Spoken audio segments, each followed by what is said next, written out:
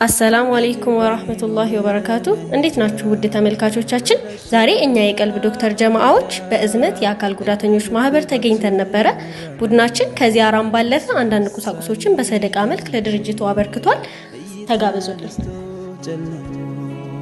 ዓለምን ባታይ ፈጽሞ እንደሰነሰ ቁጥረህ ሰላም ዘይባ ለስለ ድርጅቶች አንዳንድ ነገር እስቲ እንድትነግሩኝ ፈልጋለሁና ድርጅቱ መቼ እንደተመሰረተ አላማውስ ምንድነው? ዘይባ አህመድ ይባላል የእዝነት አካል ጉዳተኛ ህፃናትና ወላጆች መረጃ ድርጅት በኢትዮጵያ መስራችና ስራ አስኪያጅ ነኝ። ድርጅታችን የተመሰረተው በ2012 ላይ ነው ያቀድኩት። ግን መስረት ፕሮሰስ ላይ ያለኝ አጋጣሚ ኮሮና ገባ። ያው አንድ አመት ጋፕ ሰጠን።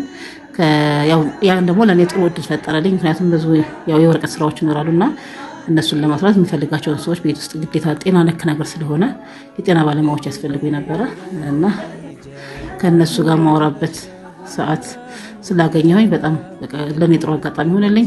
ስለዚህ በዛ ፕሮሰሶችን ጨርሼ 2013 ላይ ኮሮና እንዳገገመ ላይሰንስ ወስጄ ህጋዊ ሰውነት ኑሮት ተመሰረተ ማለት ነው። እሺ በዚህ ስራ ላይ የሚገጥማችሁ ችግር ምንድነው?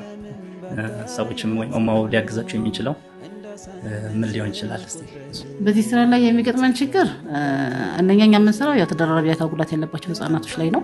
ሲፒ የሚባለው በሕክምና ሳይንስ ከሲፒ የሚባል ጉዳት ያለባቸው ልጅ ነው የምንሰራው።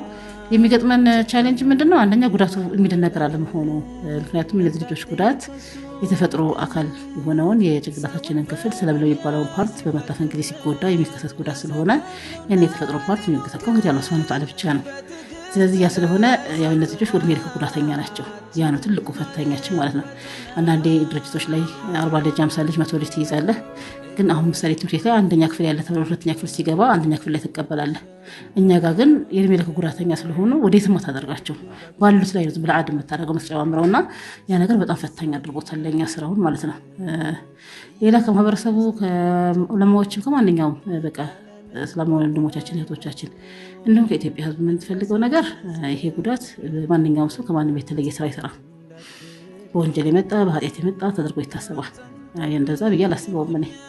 እኔ ያልሰራው ስራ ሌላ ሰው ያልሰራው ስራ ይኖራል ብዬ ማለሰም ሁሉ በኔ አደም خطአይና አይደለ ሁሉ ግን ተከታታይ خطአ ወደ አላህ የሚመለሰው ነውና ሁላችን ተው ማድረግ ግድ ይለናል። ግን በዛ ልክ ደግሞ ልጆቻችን እንደዚህ ናቸው ብዬ አላስብም። አላህ Subhanahu Wa Ta'ala ወደኛ ያመጣቸው እኛን የተሰጠነ ኒዕማን ለነቆጥር ወለነብለወነኩም በሸይ ብሎናል ሊፈትነን ይመጣ ብዬ ነው ማስበውና ማንኛውም ማህበረሰብ እነዚህ ልጆች ታሳቢ አድርጎ ሙስሊም ማህበረሰብ ላይ በተለይ የምናየው በሰደቃ ላይ ነው። ሰደቃ አይታም ሲሰራ ነው የምናየው። እሱም በቂ ነው ብዬ አይደለም። እሱም መስራት አለበት በደንብ ብዙ አይታሞች አሉ ብዙ